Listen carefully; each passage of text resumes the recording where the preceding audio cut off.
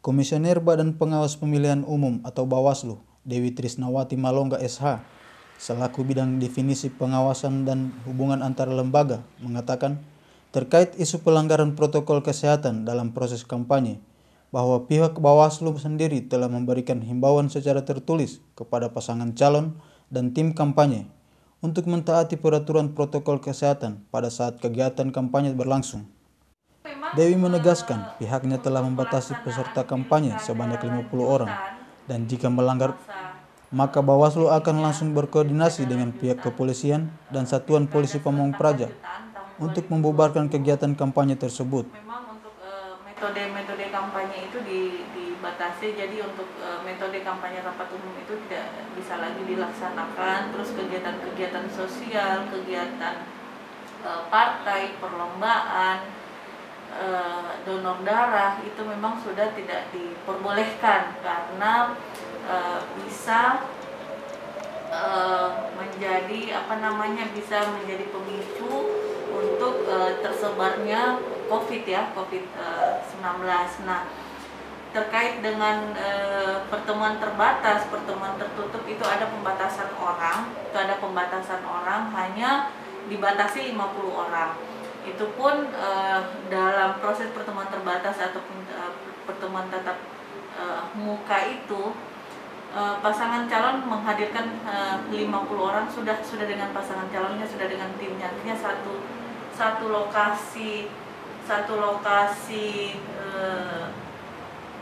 kampanye itu hanya 50 orang, tetap dengan menggunakan protokol kesehatan. Nah, jika pasangan calon itu melakukan pelanggaran terhadap aturan, maka di awal Bawaslu kan tentunya di awal sekali sebelum mereka melakukan kampanye, kami memberikan himbauan secara tertulis. Jika dalam lapangan mereka menghadirkan lebih dari 50 orang yang dihadirkan dalam proses kampanye itu, maka kami tentunya akan menyampaikan secara lisan dulu untuk untuk tidak melakukan pelanggaran. Nah, jika lisan kami tidak dihiraukan juga, kami mengeluarkan peringatan tertulis. 1 jam setelah dikeluarkan peringatan tertulis, tetapi pihak yang melakukan pelanggaran ini tidak menindaklanjuti himbauan dari kami Bawaslu, tentunya kami akan berkoordinasi dengan Satpol PP ataupun kepolisian untuk melakukan pembubaran terhadap kampanye yang dilakukan. Dan bukan hanya itu saja, setelah dibubarkan, maka kami juga akan melakukan kajian terhadap pelanggaran itu.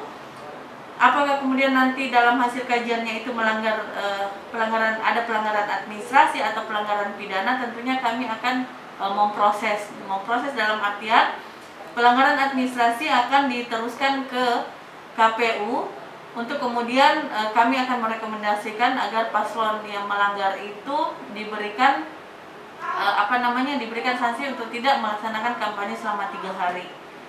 Nah, kalau untuk pidananya tentunya kami akan meneruskan ke Sentra Gakumdu untuk dilakukan proses penanganan pelanggaran pidana. Harapan kita Bawaslu Sigi tentunya Pilkada serentak lanjutan 2020 ini berlangsung secara aman, damai, tertib, dan tidak banyak pelanggaran. Itu harapan kita, dan tentu saja tidak ada penyebaran COVID yang lebih tinggi untuk kita di Kabupaten Sigi. Dari Kabupaten Sigi, tim Sulteng TV melaporkan.